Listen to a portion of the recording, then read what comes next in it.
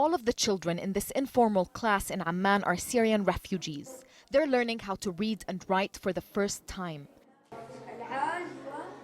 They've fallen behind in school by 3 or more grades and are no longer eligible for regular schools. That's because they've been displaced by the war in Syria. Mustafa Al-Ahmed from Homs has been out of school for over 3 years. He's hoping this catch-up program will put him back into school, even if it means being the oldest student in his class. Being out of school has made me miss my peers, friends and teachers who taught me. I forgot so much. I could only remember a quarter of the subjects I studied. Before the Syrian conflict, only 2 centers in Jordan provided catch-up education programs to Iraqi refugees and Jordanian dropouts.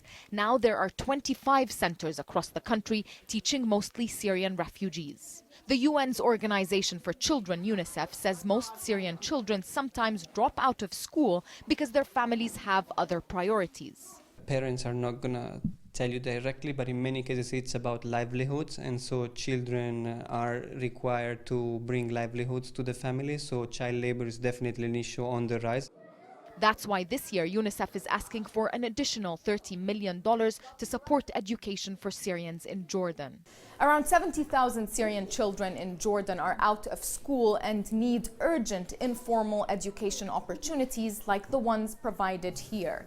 There are many reasons why they are not in school. Some parents need their children to work to ease their financial burdens, and some keep their children at home to protect them from a society where they don't feel integrated or safe.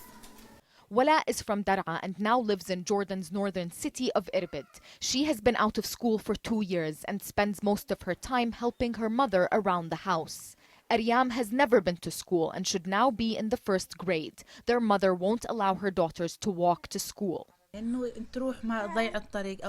I'm afraid my daughters will get lost on the way to school, or that a stranger will approach them and convince them to go with him. We've heard stories about girls being kidnapped near their schools. Syrian children are among some of the hardest hit by their country's war, and many of those who have been forced to drop out of school not only lack a sense of purpose, but also feel hopeless. Nisreen El-Shamayleh, Al Jazeera, Amman.